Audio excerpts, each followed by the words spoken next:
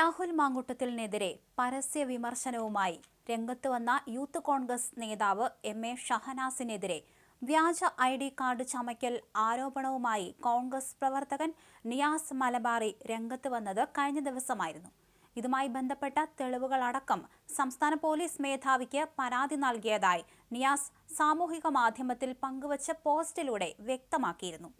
വ്യാജ പേരിൽ ഷഹനാസ് പല ഐഡി കാർഡുകളും കൈവശം സൂക്ഷിക്കുന്നുണ്ടെന്നും പതിവായി വിദേശയാത്ര നടത്തുന്നതായും നിയാസ് പരാതിയിൽ ആരോപിക്കുന്നു.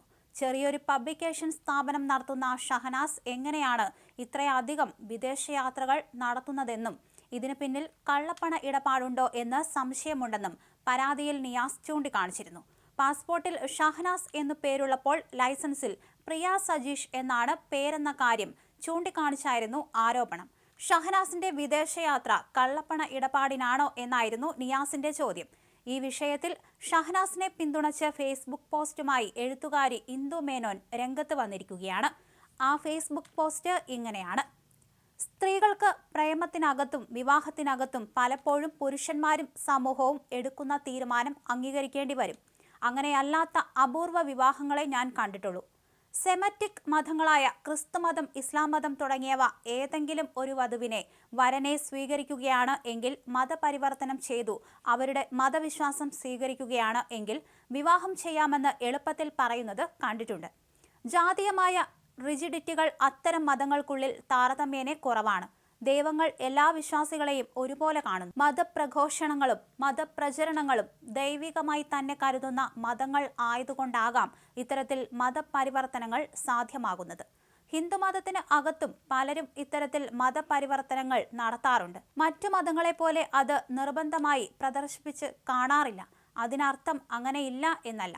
വളരെ റിജിഡായ രീതിയിൽ തന്നെ മതപരിവർത്തനം നടത്തി അമ്പലത്തിൽ നിന്ന് വിവാഹം ചെയ്യുന്ന രീതിയൊക്കെയും നിലവിലുണ്ട്.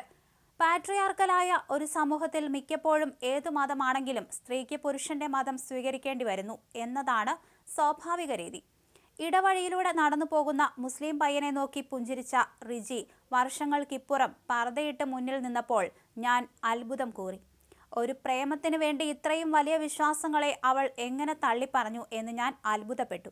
എൻ്റെ അയൽപ്പക്കത്ത് നിത്യവും അമ്പലത്തിൽ പോകുന്ന ഒരു പെൺകുട്ടി ഉണ്ടായിരുന്നു, റാണി. 10 വർഷങ്ങൾക്ക് ശേഷം ഇവിടെ വീണ്ടും താമസിക്കാൻ വന്നപ്പോൾ റാണിയുടെ ഭക്തി കലശലായതും നിത്യാമ്പലത്തിൽ പോകുന്നതായും കണ്ടു. അവൾ 24 വയസ്സുവരെ റാബിയ എന്ന മുസ്ലിം പെൺകുട്ടിയായിരുന്നു. ജഗതി ശ്രീകുമാറിന്റെ മകളായ പാർവതി വിവാഹ സമയത്ത് അൽഫോൺസ എന്നോ മറ്റോ ഉള്ള പേര് സ്വീകരിച്ച് ക്രിസ്തുമതം സ്വീകരിച്ചാണ് ഷോണിന്റെ ഭാര്യയായത്. ഇപ്പോഴും പൊതു ഇടങ്ങളിൽ പാർവതി ഷോൺ എന്ന പേര് തന്നെയാണ് അവർ സ്വീകരിച്ച് കണ്ടിട്ടുള്ളത്. എഴുത്തുകാരിയായ സിത്താര ചേച്ചി തന്റെ വിവാഹ സമയത്ത് ഇസ്ലാം മതം സ്വീകരിച്ചതായി ഞാൻ വായിച്ചിട്ടുണ്ട്. ചേച്ചിയുടെ മുസ്ലിം പേര് എന്താ എന്ന് ചോദിക്കുവാൻ ഇതുവരെ സന്ദർഭം വന്നിട്ടില്ല, എനിക്ക് അറിയുകയുമില്ല. വളരെ പ്രശസ്തനായ കുപ്രസിദ്ധൻ കൂടിയായ ഒരാളുടെ മകൾ വിവാഹം കഴിക്കാൻ വേണ്ടി ക്രിസ്തുമതം സ്വീകരിച്ച വിവരം ഇന്നും അതീവ രഹസ്യമാണ്. ഭർത്താവിന്റെ അച്ഛന്റെ പേരുകൂടി തന്റെ സ്വന്തം പേരിനൊപ്പം സ്വീകരിച്ച ഇയാൾ സ്വന്തം പേര് എന്താണ് മാറ്റാതെ ഭർത്താവിന്റെ അച്ഛന്റെ പേര് ചേർത്തത് എന്ന് ഇതുവരെയും ഞാൻ ചോദിച്ചിട്ടില്ല. ഇപ്പോൾ ഷഹനാസിനെതിരെ ഒരാൾ കേസ് കൊടുത്തതായ ഒരു വാർത്ത കണ്ടു. വ്യാജ പേരിൽ ടിആരി രേഖകൾ ഉണ്ടാക്കിയതായും തുടങ്ങി പ്രമുഖനായ ലൈംഗിക കുറ്റവാളിക്കെതിരെ പരസ്യമായി രംഗത്ത് വന്നതിനെതിരെ ഷഹനാസിനെതിരെ താറടിക്കുകയും അവളുടെ വിശ്വാസ്യത തകർക്കുകയും അവരെ കള്ളിയും കൊള്ളക്കാരിയും നീചയും നുണച്ചയും ആക്കുകയും ചെയ്യുന്ന ചില നിരന്തര പോസ്റ്റുകൾ. അതിലെ ഏറ്റവും ലേറ്റസ്റ്റ് ആണ് പ്രിയ സജീഷ് എന്ന ഒരു പേര് അവർക്കുണ്ട് എന്നത്.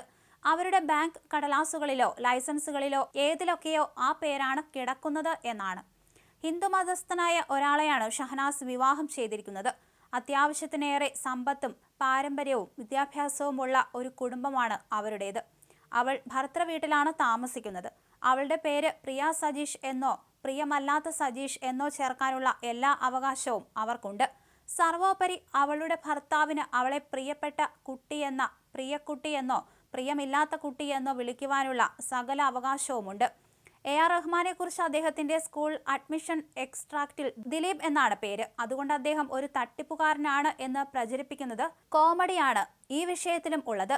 പാർവതി ഷോണിന്റെ SSLC ബുക്കിൽ പാർവതി എന്നാണ് പേരെന്നും പള്ളിയിലെ രേഖകളിൽ അൽഫോൺസ എന്ന് കാണുന്നുവെന്നും അവർക്കെതിരെ കേസ് കൊടുക്കണം എന്ന് പറയുന്നതിന്റെ തമാശ ഓർക്കാതെ വയ്യ. ഒരുപാട് കഷ്ടപ്പെട്ട് പലയിടങ്ങളിലും പോയി കഠിനമായി അധ്വാനിച്ച് ചെറുപ്പക്കാരിയായ സുന്ദരിയായ ഒരു ഉമ്മ തന്റെ 2 പെൺകുട്ടികളെ വളർത്തിയത് കഥയായിട്ടല്ല, കാര്യമായിട്ട് തന്നെ നേരിട്ട് കണ്ട ഒരാളാണ് ഞാൻ.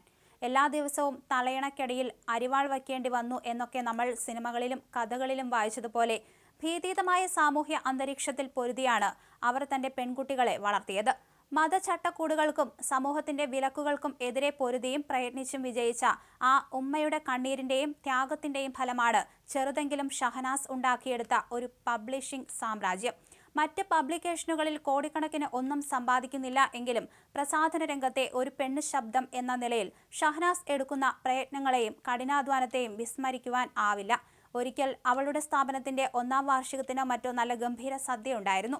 നിങ്ങളുടെ സ്ഥാപനം ഇത്രമേൽ സമ്പന്നമായോ എന്ന് ചോദിച്ചപ്പോൾ ഷഹനാസിന്റെ ഫാദർ ഇൻ ലോയും ഷഹനാസും മുഖത്തോട് മുഖം നോക്കി. ഇതിനൊക്കെ ബില്ല് കെട്ടുന്നത് ഒരു ഡോക്ടർ തന്റെ സമ്പാദ്യത്തിൽ നിന്നുകൂടിയാണ് എന്ന ഒരു നോട്ടമായിരുന്നു അത്. സ്വർണ്ണക്കടത്തുകാരിയായും കള്ളക്കടത്തുകാരിയായും ഒരു പെൺകുട്ടിയെ താറടിക്കാൻ നിങ്ങളൊക്കെ കാണിക്കുന്ന ആ മനസ്സ് അതിഭീകരമാണ്. ഇന്ദുമേനോൻ തന്റെ പോസ്റ്റിൽ പറയുന്ന കാര്യങ്ങളിൽ ചിലത് ഇവയൊക്കെയാണ്.